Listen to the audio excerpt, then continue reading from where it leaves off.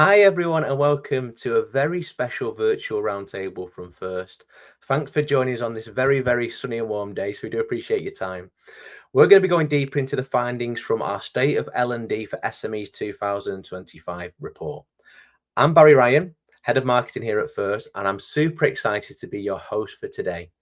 In this 1 hour session, we're going to break down the biggest trends, challenges, and opportunities shaping workplace learning for small and medium-sized businesses this year and beyond.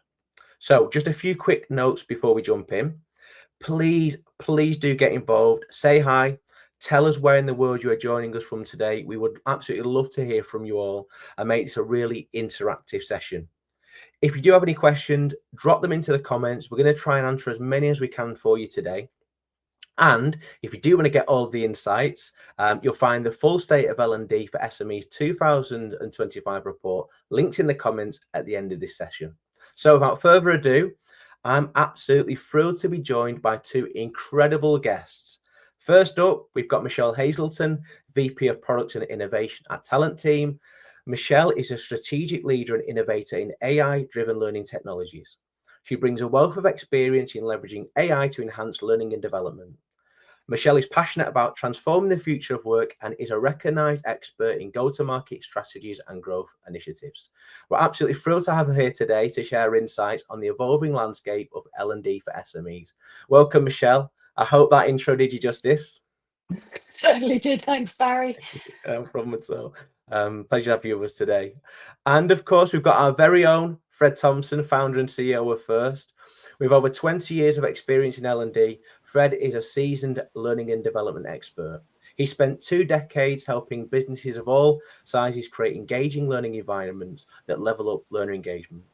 His insights into the latest learning technologies and trends have been absolutely invaluable to countless organizations that have been looking to turbocharge their learning cultures. Hi, Fred. It's great to have you with us for this session. Hi, Barry. It's great to be here. It's kind of like the "This Is Your Life" kind of intro. I feel like I've died and people are reciting my past histories, but it's good. Yeah, pleasure to be here. 2 decades, Fred. You must have seen a lot of technology come and go in that time in L&D. Yeah, I've spoken about this a few times on a few podcasts and things, and it flashes back to that whole world around Macromedia Authorware and Macromedia Flash and all these tools like that before everything today we're used to. So, yeah, it's like another life 20 years ago. I don't feel it, but yeah. Yeah, well, absolutely. Thank you for giving us your time today. We'd like to have you on this session with us. So to just quickly touch on the data behind the report, just so everyone watching knows where these findings have come from. So before we get into the key trends and challenges, I want to quickly just explain where the insights in this report have come from. So the State of L&D for SMEs report 2025 is based on a commercial survey of over 2,000 L&D pros from around the world at small and medium-sized enterprises, which means there's nothing quite like this report in L&D at this moment in time. It also draws from respected secondary research sources, the likes of Deloitte, LinkedIn, and case studies shared by global L&D leaders. So everything you're going to hear today is backed by robust data and real-world experiences from across the L&D industry. Okay, well, I think you've all heard enough from me. Let's hear from the experts. Let's dive into the top trends that are shaping L&D in 2025 for SMEs. So, Fred and Michelle, based on the report, AI, soft skills, employee well-being, immersive learning, and data-driven L&D are leading the charge this year for L&D teams at SMEs. Fred, to kick us off, which of these trends do you personally think is going to have the biggest impact on SMEs in the next 12 months and why?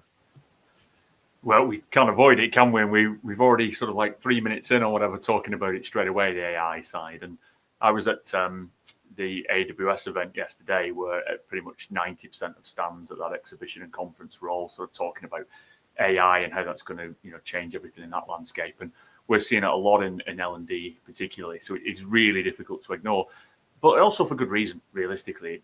It's there because it is actually making a difference. And we've seen it in 2024. We've already seen it in the first few months of this year.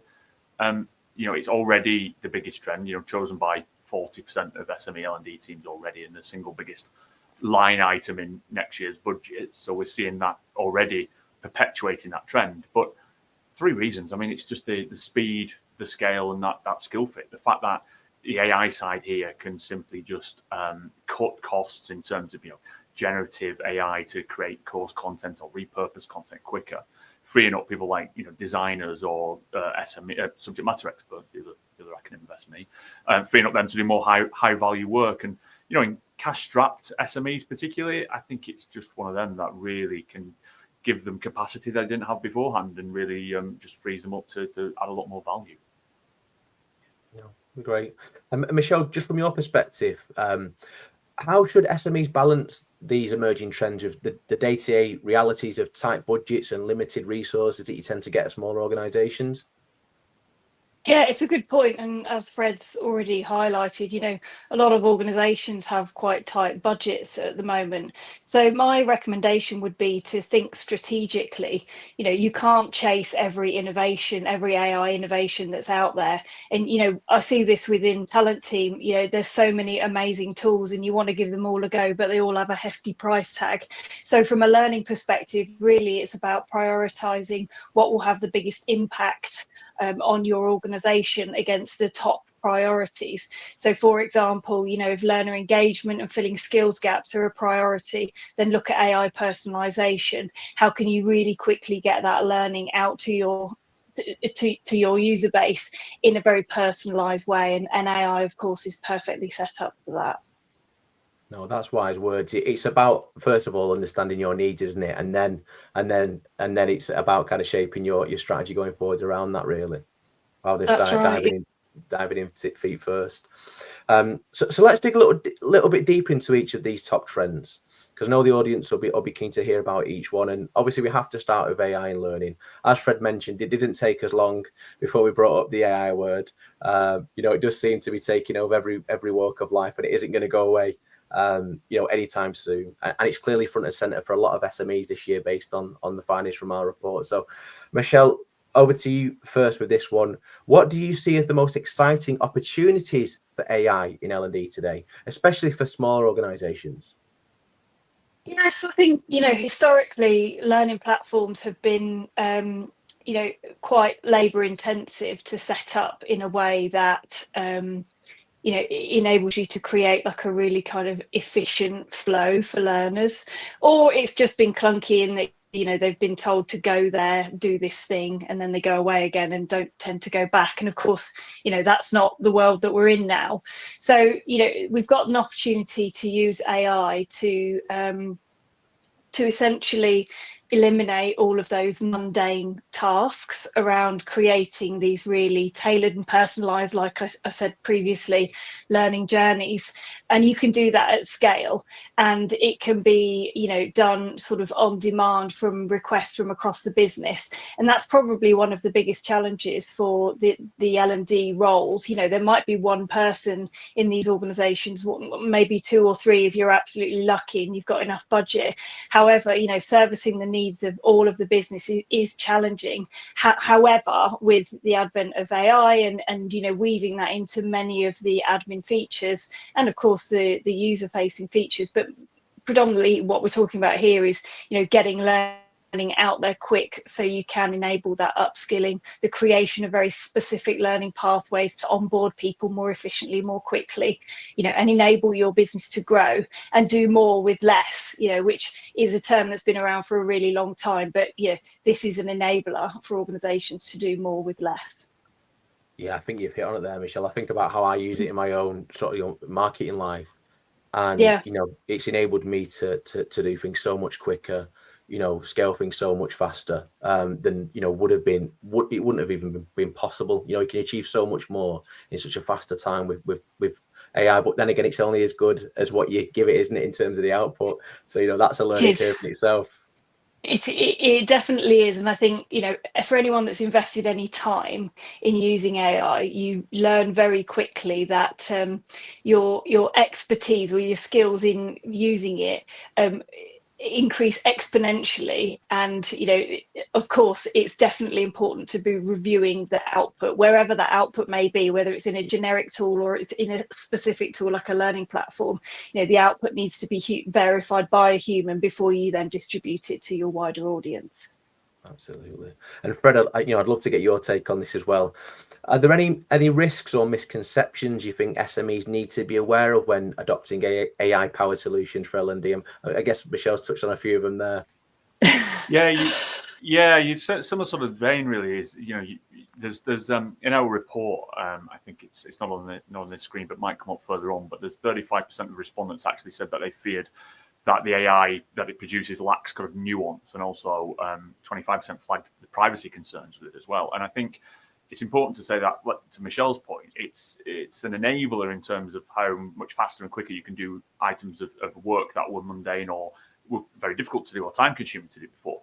But it's more the value it provides is more what it frees you up. It's the opportunity cost, as it were, the opportunity of scale, means that you can now do more with that time. So you've still got to put a human in the loop there. You've still got to validate that that content is creating or how it's assisted in that way. And equally, it's only as good as the data you give it in. It's like anything. It's that same old computer term, garbage in, garbage out. It's the same sort of idea. There's a bias going in. There'll be a bias coming out of it.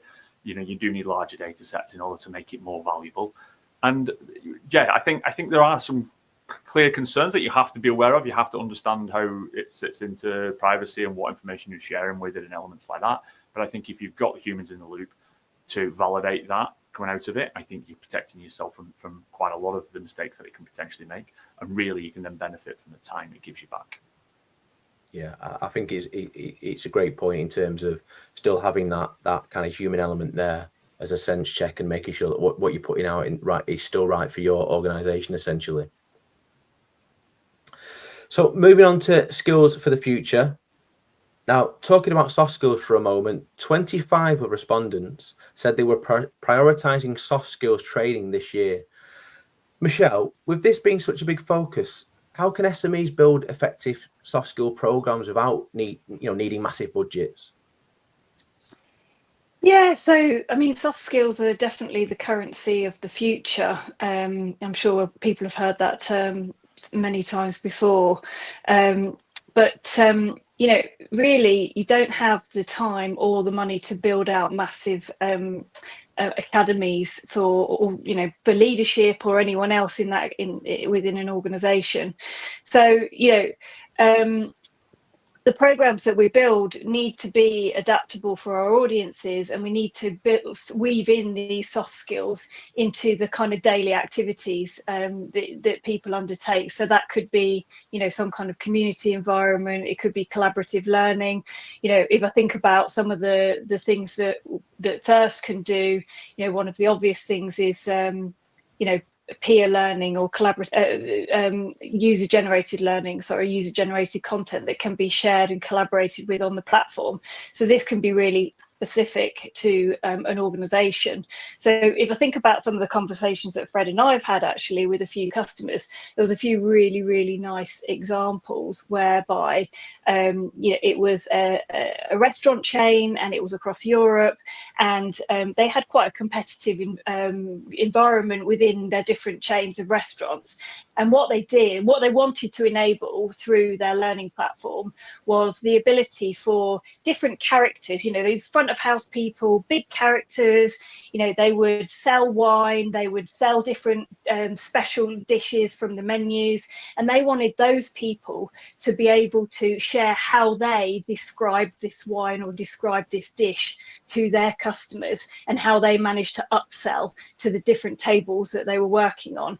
So using a platform that enables you to be able to record this content, just on an iPhone nowadays is good enough, and disseminate that across your restaurants is such a fantastic way of really cost effectively, sharing very, very specific micro learning content for your organization without massive subscription costs and all the rest of it from providers, or from creating bespoke content, of course. It fits in really well as well, Michelle, doesn't it, in terms of just being able to fit an SME market where you don't have large teams, you don't have large budget there, but ultimately you can start to share that knowledge, that tacit knowledge that's in your organizations, the people in your organizations in their heads, and actually just share that across the board using that technology, and allows you to accomplish a lot more with a lot less, I think. Yeah, 100%. Well, Are soft skills, in a way, with all this kind of like push to technology, and it seems to be advancing so quickly, are soft skills almost going to become even more important in the next few years, do you feel,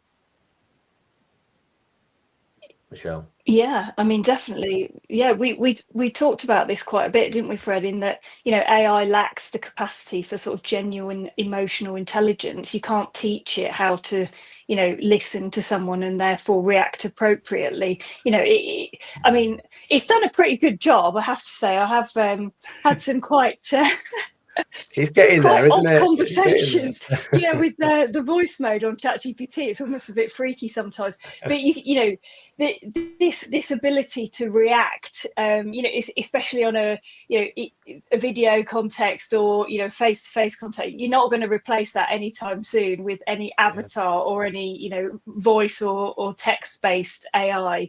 So I think, yes, it's really important that we continue to facilitate the development of soft skills within organizations. And actually, there's lots of examples of this. So, within universities, and also there's a charity called Made by Dyslexia, and they have a specialist dyslexic skills. I know about all of this because I'm dyslexic myself, but what they say, this charity says, is that actually dyslexic people have the human skills that AI simply will not be able to recreate. And everybody non-dyslexic should be practicing dyslexic thinking skills, they call them, and it sort of marries up beautifully to what you're talking about here. And I think organizations will need to think about how they tailor those soft skills to their organization to make it more specific. And that's where the AI can come in, of course, because of the scenario generation and creating more specific pathways to job roles, organizations, industries linked in with those soft skills from the human side of things. Yeah, it's very exciting. It's very exciting where it's going to go in the next few years, isn't it? Yeah. Moving us on to employee well-being. So obviously this is one that is always kind of in the background and maybe sometimes gets overlooked. 15% of our respondents in our survey said their organisations are focusing on mental health programs.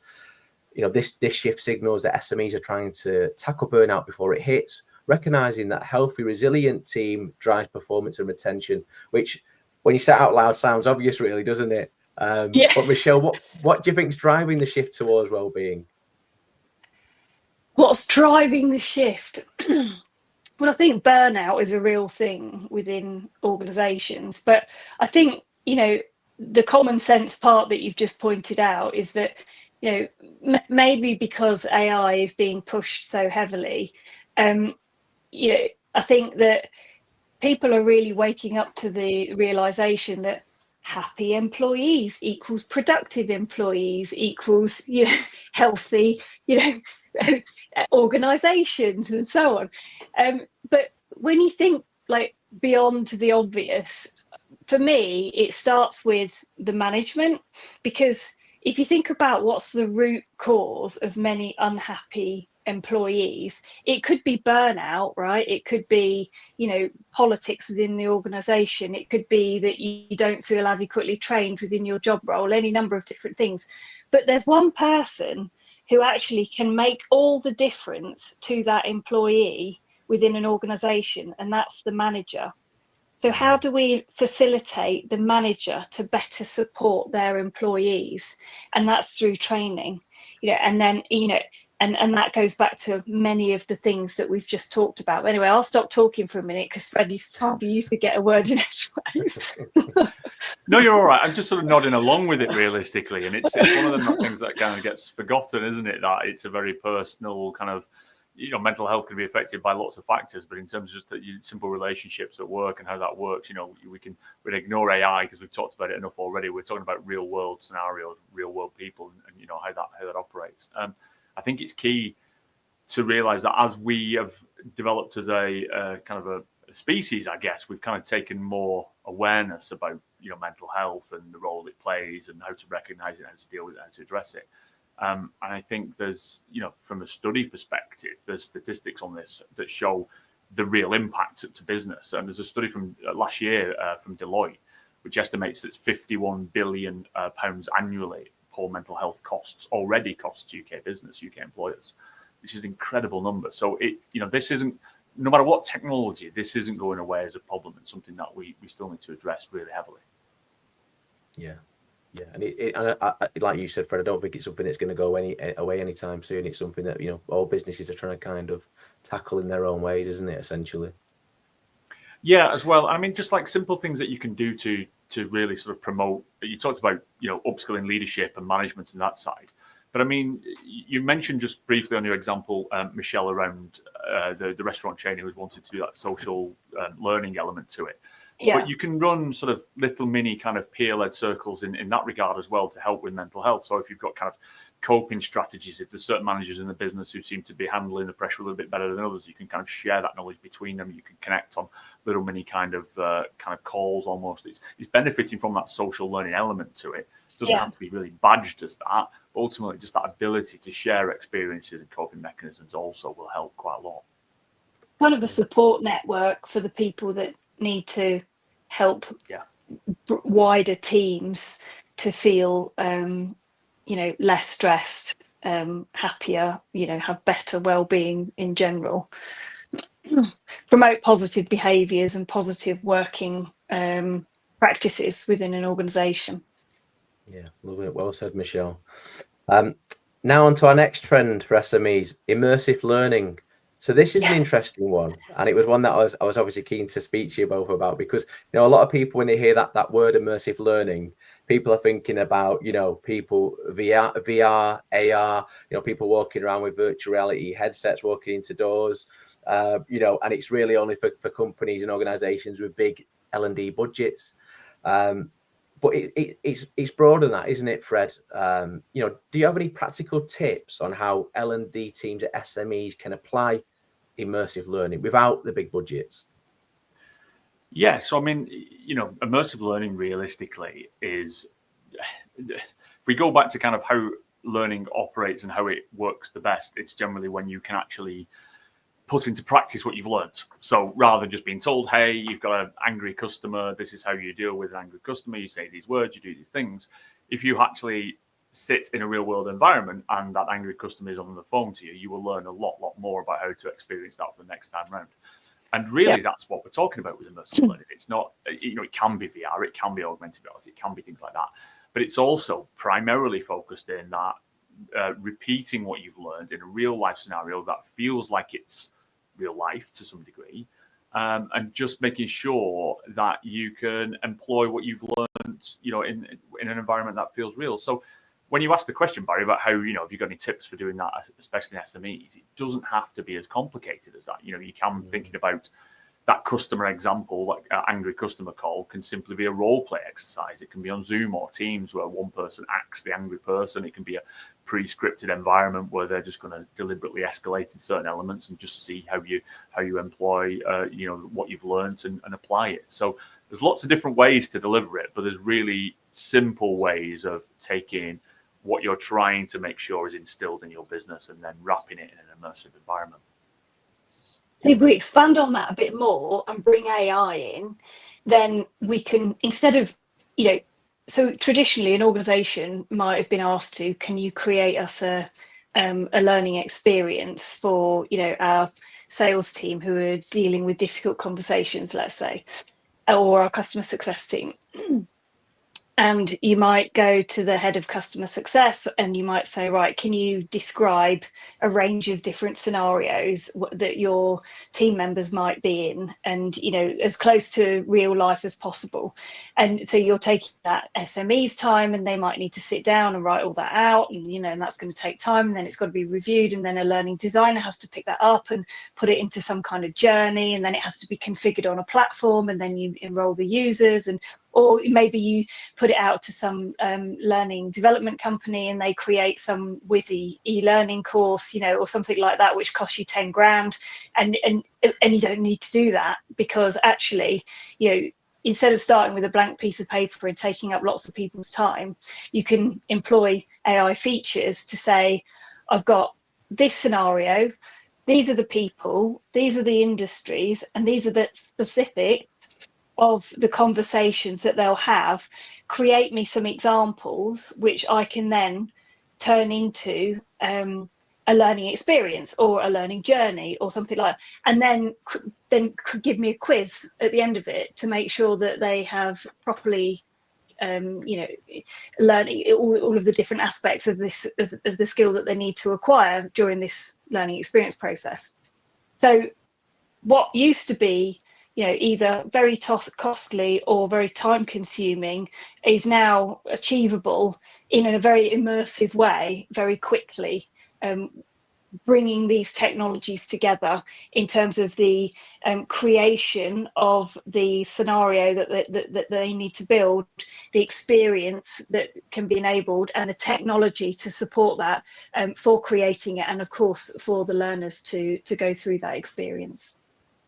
Yeah, absolutely love all that. And just for anyone watching this as well, you don't need a VR headset to get started with immersive learning, as Michelle and Fred have just stated. Unless you're trying to replicate something going into space or something like that, Barry. Yeah, exactly. Moving on to our next trend, which is data-driven L&D. So when we asked organizations how they're using data, the top responses were measuring program success, proving ROI to leadership, and tailoring content to their learners. So it's clear that the data isn't just about dashboards anymore. It's about enabling smarter, more strategic decisions, which is great. But Michelle, proving ROI and impact seems to become more and more important for L&D teams, with each passing year. How do you feel data is helping SMEs improve their learning strategies and better prove ROI as well? Excuse me. Yeah, well, it can be quite overwhelming, can't it, data? Very much so. Yeah, so I think, so one of my mentors, as I've kind of progressed in my career, always used to say to me, start with the output. Like, what do you want it to look like? And that works across many different things. However, if you imagine a dashboard, which is probably one of the most consumable ways of analysing data nowadays for the layperson, not necessarily the data scientist, but for us normal people who need to be able to quickly analyse the performance of something, then how do we want that data to be represented, and then sort of work backwards from there. And obviously if your technologies can do that for you, then all the better. But essentially, that data on that dashboard needs to be able to tell you something for you then to be able to carry out an action. So whether it's we are upskilling efficiently within these skills families, or we have gaps within these skills families, for example, would be an obvious one within L&D, or it might be we've got content to cover these topics or these skills, but we don't have anything to cover these. That's the sort of thing that you want to understand and be able to act on, because when you look at your strategy as a business and then you distill that down into your learning strategy, you need to be able to see where your gaps are and how you're going to deliver against that strategy and to fill those gaps. The only thing I'd add to that, I think, is you've got to think far enough out to start with what you want to achieve to come back, because you may think, if you were doing this for the first time, that you far enough out is, well, I want to see more people logging onto the learning platform or more courses complete or whatever. That's not actually really what you want. Whilst you do want to see, that's really a driver for actually what is the end game. The end game might be retaining your staff, or effectively bottom line, it may just be profit driven or whatever. So you've got to go right the way to what you're looking to achieve and then go back, and that feeds into L&D. So that would be my only thing about the data-driven element to that, where your strategy is right, but it's quite easy to think too in an L&D workspace, and I think you've got to think about the business as a whole and work back from there. So Fred, on that, sorry, Michelle. I was just going to add to that, L&D need to prove their impact. What's the ROI of L&D? So I guess telling a credible story along with that is also a really important aspect of understanding what data you need. Yeah. Fred, just on that then, in terms of advice for, if there's an L&D team out there watching this and they want to become more data driven, but but are obviously feeling overwhelmed and don't know where to start. What advice would you give to that sort of team or L&D leader? Yeah, I mean, the two bits of advice. One is always lean on the technology, and I'll not labour this point any further. There's a lot of great tools now that allow you to get that data out in ways you couldn't. It can analyse it faster than you could beforehand manually. So you can take large data dumps, as it were, just in terms of all that information, and start to transpose that and spot the trends out of it by leaning on the technology. But I wanted to just go a little bit away from that, and I think one of the things is this is becoming ever more popular. And there are people who can ultimately are getting more and more skilled in this, who can help. There are peer communities sort of popping up who sort of focus around this. There are individuals on LinkedIn whose whole day-to-day job role is to basically analyze and do data trend analysis for things like L&D. I think there's LinkedIn saw a growth of over 50% year on year of people listing analytical skills on profiles of L&D leaders. So, there's a lot more support in our space than there ever was. So lean on technology, but if it's just so much data and you don't really know where to start, there are no peer communities and individuals I think that can help as well. I think you made a good point there, Michelle, as well, in terms of letting it's not one thing having the data, but you've also got to know how to tell that story of the data, haven't you? Yeah, to convince stakeholders. Exactly. Which is a skill in itself, I would imagine. The interpretation of the results. Exactly. Listen, we've had a question coming from Adam. So thank you, Adam. You're amazing. Thank you for sharing so much. Thank you, Adam. You're amazing too. How do you address GDPR regulations regarding user data, specifically around PII and course progress reporting? If I work in the EU and don't want my name, email, etc. stored and using analysis, then I believe legally that user has the right to request the information not to be stored or used. I mean, it's a great question from Adam, isn't it? And it is a concern, and I think we're going to come on to that a little bit later. But what's your thoughts on that, Fred? Yeah, I can pick up a little bit on that. GDPR is always a tough one because I think it's always used too broadly and too widely quite often as almost a scaremongering that you can't store anything. And you've got to remember really that it ties down to personal identifiable information, which does cover things like name and email address and could theoretically cover course progress or certifications as well. But you've also GDPR will cover you for as long as you have a realistic use for that data and as long as you're noting who your data processors are. So in the case of L&D, in many cases, it's as long as you're listing the data processes you might use and you put in your policies regarding AI, you should largely be safe on that side. There is the ability to request that information to be removed. You're right. What we generally take the approach of is obfuscation rather than removal, so you can still use it to map trends, but you're keeping the data there, but it's no longer identifiable to a person. So it's scarier than it sounds. In reality, there's quite practical ways with policies and with what the purpose of the data is and things like that you can overcome it. Are you seeing sort of concerns around sort of privacy coming up, Michelle? Relating to AI specifically, or specifically, GDPR? AI and GDPR. Yes, and I think that careful thinking needs to be done because I think that there's a lot of scaremongering out there around what happens with the data that you put into AI. And I think one thing that organizations can do is to ask vendors which parts of the information that I input into your platform are used to generate results. So this is thinking specifically around generative AI, because we don't, as builders of platforms, we don't take absolutely everything that people put into a platform and pass it through an LLM or generate something through generative AI, because it would be hella expensive. It would require a massive amount of development effort in prompt engineering to interpret that, build a prompt to get a decent result from it. All we're doing is taking aspects of what you input or who you are in terms of industry, job role, that sort of thing, which is all innocuous data. So the chances are, and vendors are obviously thinking about this all the time. There's legislation that's come in within the EU, for high risk systems that actually know who you are specifically, and they have very, very strict controls within the EU. And I appreciate that's slightly different here. We're a bit behind the EU, and the US is obviously a lot more lax than we are. However, vendors are very much aware of the risks, but also the perception from customers and users of these systems. And if you have concerns, the thing to do would be to ask your vendor exactly what data do you take from the features that have an AI component, and what are you doing with it? And the chances are that it will be innocuous. You won't be able to point it back to an individual, and it's simply for processing information to help you advance in your usage of the platform.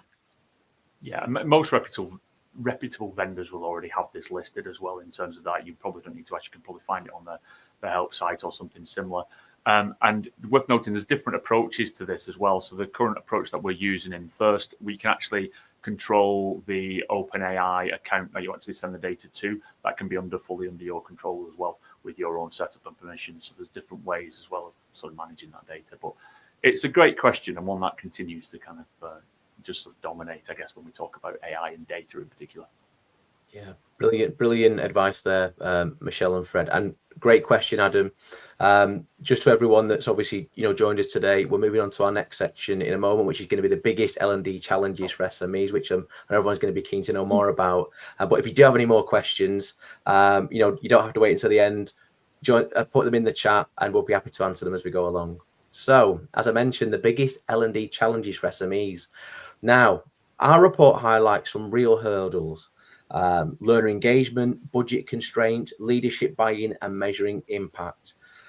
Michelle, going to start you on this one. If an L&D team could focus on overcoming just one of these challenges first, which would you suggest they prioritize, and why? I think I have to agree with the respondents, Barry, to be honest. Yeah. I think it would be learner engagement. And the reason for that is that engagement drives everything. So if an employee isn't engaging, then we can't close skills gaps, we can't prove ROI, and we can't get leadership excited about how amazing the platform is. So I think, employing things like gamification, microlearning, personalization, obviously being a really big one, then, we can help to turn learning from a task, where we're being pushed onto a platform to complete compliance or whatever it might be, into a daily habit. Yeah. I mean, that's come as no surprise to me that learning engagement was top. I know when we go to a lot of these in-person events, and we're speaking to people in the industry face to face, learning engagement is by far and away that the kind of the main challenge that teams are overcoming, not just at SME, at all sizes essentially. Fred, just coming to you on that one. How can L&D leaders secure leadership buy-in and show that learning is truly moving business forward? Yeah, I mean, so obviously, like Michelle's stolen the top one on there, but there's sort of 3 or 4 in there. Leadership buy-in for me, I talk about it a lot because it always frustrates me that I think L&D as a community always focuses on, I mentioned it before, focuses on the kind of the raw numbers around a learning platform or whatever. That doesn't really sort of speak to the business. And I think leadership buy-in is based upon measuring impact correctly. And leadership buy-in then will enable budget constraints to not be an issue. So I think them 3 sort of come really hand in hand. And, really I'd like to focus on how we solve the leadership buy-in element in order to, if we can track impact correctly in a way that leadership will buy into it, then we solve the budget constraints. And ultimately some of the biggest challenges are gone, learner engagement aside, of course. Yeah. Brilliant answers. I just pausing for a moment. Charisse, I see that you've mentioned in the chat you have a question. Please just drop it in and we'll answer it for you. If we don't get to it while we're going through the presentation, then we'll come back to it then. So we'll definitely answer it for you. So feel free to ask that question as soon as you can. So just digging a little bit deeper into learner engagement. As we mentioned, it's come up as the biggest challenge. So it's only right that we go a little bit deeper into this topic for those watching today. Obviously, Fred, this is something that we're extremely passionate about trying to fix at First. How can SMEs use things like gamification, micro-learning, and user-generated content to boost learner engagement? Yeah, I do like this topic as well. I mean, so what I always think is I always look at what people really like and engage with. They do like, obviously, games in general, and they like social media. They like kind of conversing in that way. And a lot of these reasons why is not necessarily just because it's a game. It's because they will employ tricks that work psychologically to us as humans, and social media does it in a different way as well. So when we talk about gamification, and it's a very popular and relatively easy one, just simply placing a leaderboard inside of your platform or tracking that against your L&D teams to say, hey, this team's completed more content than this other team. It's an odd one. It drives that engagement just primarily because there's a competitive element to it. That's kind of ultimately what career progression is. You're always sort of comparing to the next person and trying to better yourself, comparing yourself to yourself as well in that regard. So gamification works really well. And then, there's all sorts of different items in here as well. But in terms of user-generated content is one of my other favorites, because learner engagement is you are engaged naturally with other individuals, and especially peers, especially colleagues, especially people people you respect, and to that regard. So when we're talking about user-generated content, if you can learn directly from the person that you work with every day, who you think knows a lot more than you, or whatever it might be in that regard, you naturally engage more with it than, God forbid, our standard L&D teams who, are not close to the ground, not in with the customers, particularly in that case. And so learner engagement's not just them two things. There's so many different elements to it. But I like to think about what works psychologically and then try and employ that back, rather than focusing on, let's make the content prettier, more clicks in there, more interaction. It's not necessarily, oddly, what will drive engagement as strongly. Yeah, I mean, it's good advice, but I mean, when you're thinking about engagement, you probably don't have to look too much further than the social media platforms that you mentioned. They're kind of masters of that, aren't they? And they show us a lot that L&D can steal from social media platforms, really. Yeah, well, on the micro-learning piece, for instance, one of the biggest advantage of micro-learning realistically is you can personalize its delivery because you've broken up the content elements into smaller pieces. And actually, the engagement increases because it's smaller chunked. But also what you can do is you can personalize the delivery of that micro-learning so that it's more tailored for each individual user. If that sounds like I'm talking about TikTok, then I basically am, because what you've done is you've broken them down into 30-second videos which are tailored to your feed. It's the same idea. You just sort of connect with it more. So micro-learners over one topic is actually a lot larger in terms of how it helps engagement. Yeah. Wouldn't it be great to get into a position, Fred, where organisations were worried about the amount of time somebody was spending on a learning platform because it was addictive? The ultimate dream. I can't quite see that happening, but yeah. One day. I remember Michelle, them talking about that. Sorry.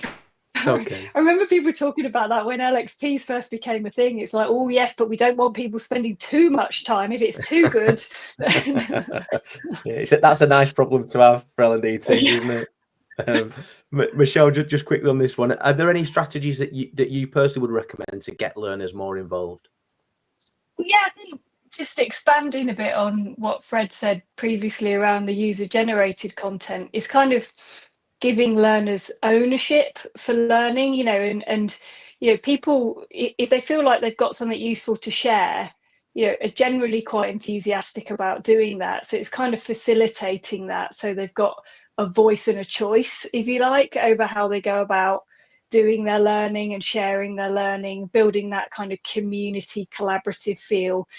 Also I think there's an aspect of it's not prescribed, therefore there's more enthusiasm to do it. If they can engage with people at their own level, that's totally different to saying here's a formal piece of learning from your organization, regardless of how long it is. Even if it's micro learning, but it's mandated, they'd probably rather go and watch a video of their peer delivering it in a more consumable way. So I think, giving learners ownership would be my recommendation. Excellent advice. I'm going to move us on to the next section, which is securing leadership buy-in. I'm just conscious of time because we've still got a lot to get through, a lot to discuss. So our data shows that only 30% of SMEs report having strong leadership buy-in for their L&D initiatives, while 50% are operating with only moderate support and 20% with little or no support. So this is telling us that there's still a gap between L&D strategic value and leadership's perception of it. Michelle, as we heard from Fred a little earlier, leadership buy-in, it can make or break an L&D initiative essentially. What's the best way to secure buy-in early in the process? I think, going back to the reporting points that we made, the data analysis earlier, translating that into the language of the leadership. So, what are the business metrics that are the priorities for leadership at that point in time? So is it faster onboarding? Is it better sales performance? Is it about retention, as Fred mentioned? How do you map what you're delivering and achieving against those strategic KPIs for the leadership team? You said something really interesting that I made a note on a little bit earlier, Michelle, where you said start with the output and kind of work backwards. And I think that's what are you trying to achieve? What's the end goal look like, and then work back from that. I thought that was a really, really good piece of advice for anyone trying to get stakeholder buy-in. Yep. And obviously, they want to know what are they getting out of it ultimately, don't they? What's the business going to get out of it? So it makes sense. Yeah, I always say it drives it back down to, the ultimate aim that why everybody has a business, starts a business, runs a business is obviously to look after the team of members and all make their personal way. But the objective of the business is to make money, isn't it? And if you can drive it all back down to that, what is costing the business most at the moment? Where are the opportunities for growth? If you can map it back to that really high level aim, then you can start to formalize all of your metrics and KPIs and evidence of that around that.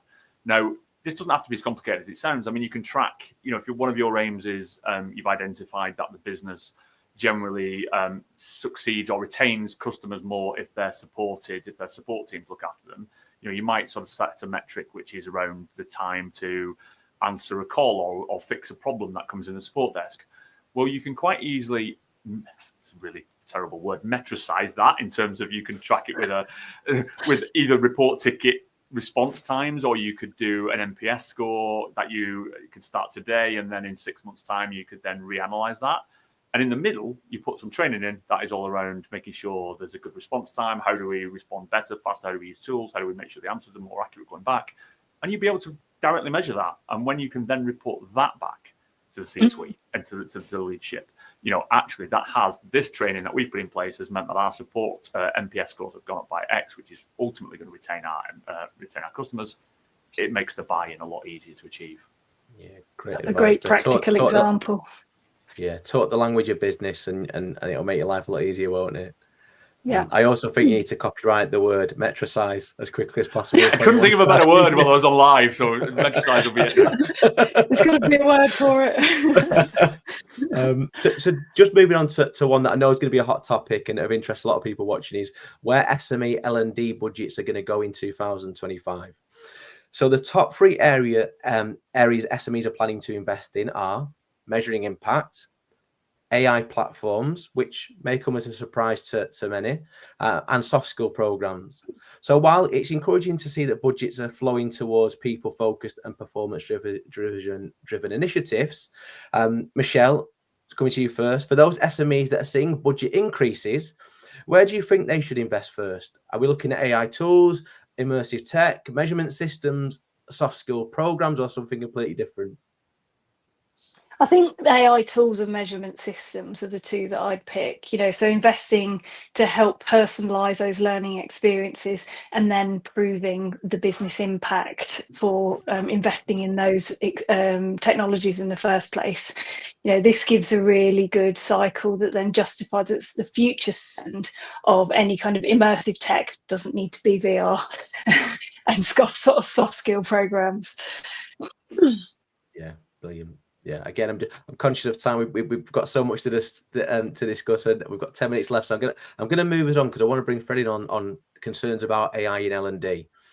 We've started with AI, so it seems only right that we're going to finish talking about AI as well. We've talked about it more or less all the way through, I think, haven't we? As well, but yeah. We have, yeah. So concerns about AI in L&D, and Adam asked a question earlier, about obviously the privacy concerns around it, and it's obviously a valid point, and it's echoed in what we're going to talk about next. So while AI is creating huge opportunities for L&D, it isn't without its challenges. So in the survey, respondents highlighted some real concerns.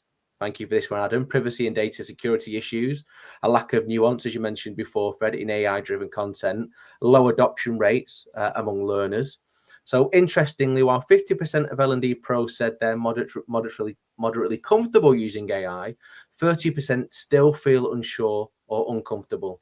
So while AI is moving fast, there's still a lot of work to be done around building trust and confidence. So I'm just going to dig into that a little bit more and come to you, Fred.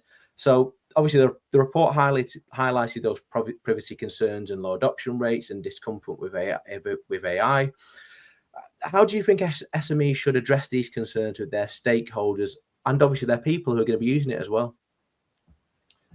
Yeah, well, it's new, isn't it? And that's the sort of history will tell us this is how we behave when there's new things. There's a panic, there's a hysteria, there's a sort of scaremongering, and then ultimately, if it provides value, it sets itself in, and we work around it. We put the guardrails in place, and away we go. I mean, the example, I was at an event recently where they mentioned sort of rewind 10 years, maybe not even 10, 5 maybe, where people were talking about moving to the cloud.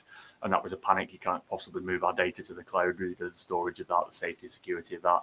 No, that's the default, especially with COVID. It changed the process, but that's just switched. You can roll back to key events. You talk about before that, you're talking about the invention of the internet. That was a challenge. I think there's even stories around the invention of the printing press that people started panicking that people become too knowledgeable because they now could print everything they wanted, and they had libraries everywhere and things like that. So there's always a new thing that just seems so daft when you look back. It doesn't mean the concerns are not genuine concerns, but I think ultimately over time, I'm generally against technology that you can sort of see through, like the NFTs, the blockchain elements that we had a few years back. There was no real value there, and I always struggle with that. When you talk about the AI side, as we wax lyrical about it today, there's so much value that this will get worked out. It has to get worked out because it's providing too much, I think, especially to our teams. What I'd say at this point in time, it's a very fast-moving area. What is being written as a standard is changing sort of daily. Certainly by a quarter's gone by and you've got a new set of rules, new set of tools, new set of LLMs, etc. When it first came around, AI didn't have the tools to say, please don't use my data to train the models. Now you can do that on a lot of these tools. So you can research the settings, you can change the settings in many cases, and vendors like ourselves will look after them settings for you and make sure that we can protect the data. You can still put transparent data policies in place to make sure that people, understand what they're submitting, to Michelle's point earlier in the call. But also still retain the human at this point. Realistically, like we've hopefully illustrated, the main advantage is primarily the speed, the time that it saves us to do more valuable items. So, whilst it's there, it's not a set and forget. It is a case of there should be a human still there, just validating the output. So privacy concerns, we've got to make sure what we're sending in, we've got to make sure we validate what's coming out of that. We've got to make sure we set the right settings on the LLM and the models and put policies in place. But this is only going to get more commercially viable, more clear as we go through this, I think. There's always that kind of joke, everyone says it's sort of semi-tongue-in-cheek, the robots aren't coming for your jobs. But have you heard you make a great point in the past that as human beings, we're always great at evolving and creating jobs, whatever that new technology is going to be.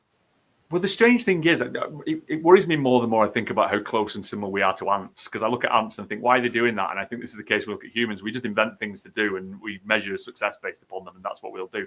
So it doesn't matter that what will get replaced for what we know as jobs today, other than it will affect us because we're the ones knowing the skills to do them jobs.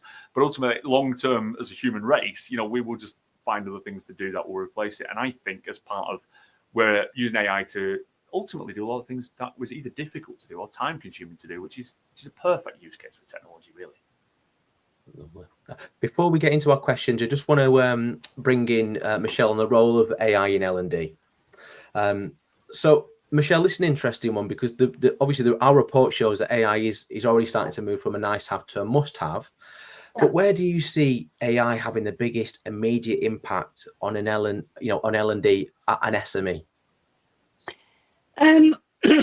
So, well, I mean, there's two ways of looking at this. There's what's the vendor-led approach and what's the SME-led approach, and I suppose they do kind of intersect really, because if you're looking for a learning platform, looking to move to a more advanced learning platform, or or looking to add a brand new learning platform, the obvious choice is to leverage AI in the best possible way. And everybody is talking about personalization, and there's a reason for that. That's because it's very achievable through the use of AI. So tailoring those learning experiences to an individual, and that could be guided because of a skill, or it could be a career path, or it could be related to the company strategy, because they are evolving in a particular way and they need to move the workforce along with it. So there's many different focus areas for organizations. It's I also work within the enterprise space, and it's all about skills. And I think from an SME perspective, some people are very skills focused, but some people are not so much, because it isn't a priority. It's more about taking the people that they've got and adapting them to be most relevant for their organization, which could be called skills, but it could be called a number of other things as well. So I think really, the immediate action from an SME is to think about, how do I get learning out there really quickly? How do I make it the most relevant it can possibly be to an individual? And the route to that is personalization, and the technology that sits behind that is AI driven. Yeah, well, that's it's very exciting. Open up in so many opportunities for businesses of all sizes. And Fred, same question for you. Yeah, I know we're very short on time, so I would just reiterate the same point I made before, which is really we're using the technology to do the things that we either couldn't do before, or the things that took us time, or we didn't like doing before. They're the best uses. So I think the analytics, we talked about skills then briefly, that analysis of skills gaps, that the whole data analysis part, that would have been a time-consuming element to do, or very difficult to even actually achieve because of the swathes of data and try and map trends. That's where we can really use it. So yeah, for me, it's the biggest impact is just it's them three elements of something we could do that took us time, something we don't want to do, and something that we couldn't do before. Yeah, I think the one thing we can all agree on is that whatever happens next, things are never quite going to be the same again, are they? We've got AI in our world. Indeed. So, questions. We're going to open it up now to your questions. So this is your opportunity. Please pop in your questions into the comments. Anything on AI, skills development, immersive learning, budgets, stakeholder buy-in, whatever's on your mind. If anything sparks an idea today, feel free to ask us now. Just while we're waiting for those questions to come in, we've got a little something extra for you. So often you might read a report and think, that's great, love that, but what am I going to do with this information? What do I do next, and how can it actually apply to me and my organization? So we put together 5 recommendations from our State of L&D for SMEs 2025 report to help you take your L&D to the next level. So you won't be surprised, number 1, invest in AI-powered tools. Use AI to personalize learning, automate content creation, and close skill gaps without increasing your headcount. Number 2, focus on learner engagement. Boost participation with strategies like gamification, micro-learning, and personalized learning journeys. Demonstrate the ROI of L&D. Measure and communicate how learning drives real business outcomes, productivity, retention, and revenue. Address your skill gaps with data-driven insights. So use that data to identify development needs and align training with both current and future business goals. And finally, last but by no means least, secure that leadership buy-in early. You've heard some great advice, some words of wisdom from both Michelle and Fred on this today, but engage leaders at the start of the process and tie L&D initiatives directly to your strategic objectives. So back to questions. So Fred and Michelle, we've got a few minutes left to answer some questions from our audience. Adam, hello Adam again. So Adam's asked another question. I have a follow-up question. Do you see more organizations moving towards a closed LLM like, I hope I'm saying this right, Aloma, versus using open sources like OpenAI? Or from experience, do you feel the mainstream LLMs are still the predominant LLMs being utilized? Yeah, I can tell from my side.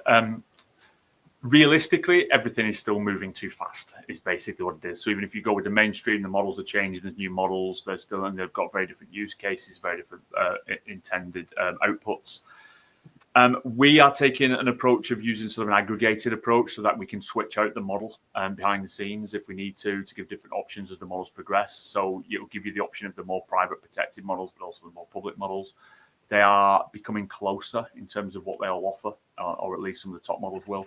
So I think the question is the right question, but the answer is that it's still very open at this point because of how quick it's moving. Excellent. Well said. We've got one from Moses. I agree with the skills comment. That's definitely a priority in the corporate world. At least that's what I've seen. Any thoughts on that? Go on, Michelle. Yeah, within enterprise, it's massive because skills are the new currency of L&D and HR.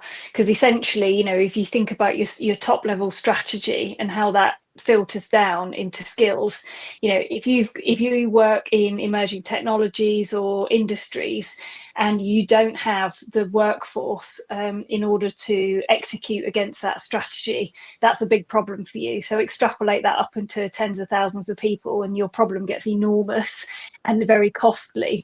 And I think this is still relevant in terms of efficiency in much smaller organizations, because things are changing so rapidly, not just within AI specifically, but the impact that AI is having across the board.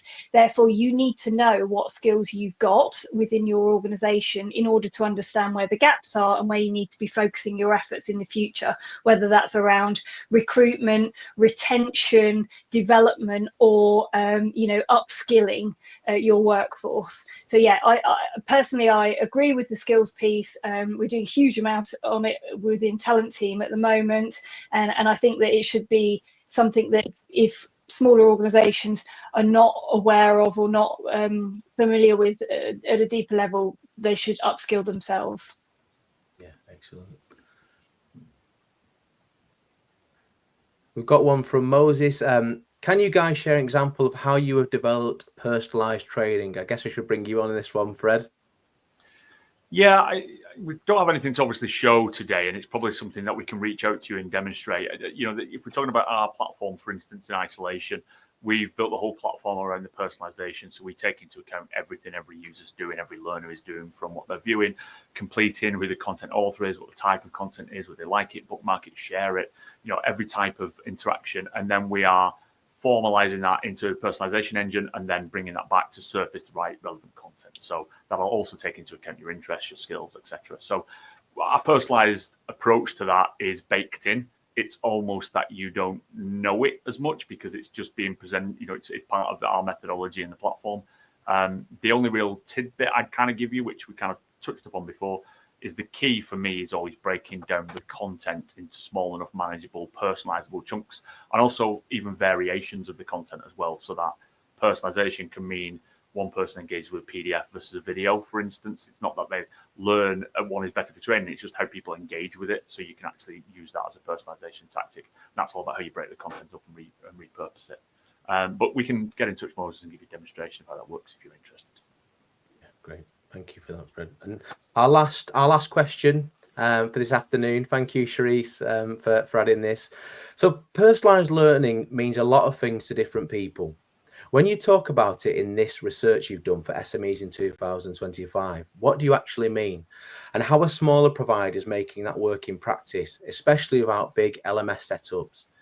Is it content rec, adaptive delivery, real-time learner insights, or something else? Fred, I'm going to have to come to you first on that one. It's a little bit of everything there, isn't it? And more. Yeah. I mean, you may have missed the point at the start where we're talking about where we've actually got the research for this, and it actually has gone out to SMEs and they've given their feedback from it. So that's within the report, and you can download that and have a look through it as well. But the big LMS setups is probably the bit that we are. And again, I don't want to do too much of a plug, but that's what we're here to solve. We've deliberately kind of built a feature set that works really well for SMEs, but a pricing point that works for SMEs. It gives you that power that would have been a bigger system beforehand, gives you ability to work that in an SME world. And we are then allowing you to do that adaptive delivery. We have got data analytics, business intelligence dashboard in there to give you them insights. So there is it's not as easy as often as just saying there's one thing you can do. But if you can start with the tool options that are available, someone like First, or there are others, but of course that helps. It's starting to become more affordable and more possible to do it. Did you have a point on that, Michelle, as well?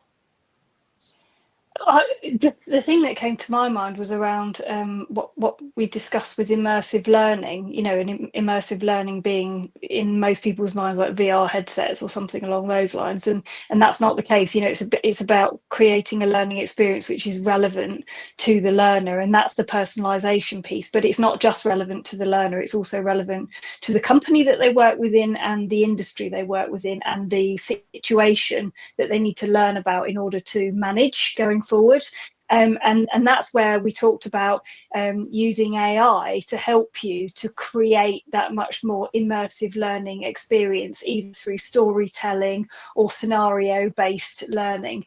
And that's where tools like Thirst, for example, have the ability for you to actually create that within the platform itself. So you don't need to go out and do that in a separate tool. You can actually write that learning experience right within the platform. And I won't go into the detail because, if that's of interest to you, then I'd say definitely get in touch with Fred and Barry and they'll set you up with a demo. Yeah, wonderful. What a great way to finish. Thank you so much, Michelle. Well, that's a wrap for our State of L&D for SMEs Report 2025 Roundtable. I want to say a huge thank you to Michelle and Fred, and most of all, a huge thank you to all of you for joining us today. Don't forget, you can download a full copy of the report from the comments or from our website, first.io, and we'll see you all next time. Thank you for joining us.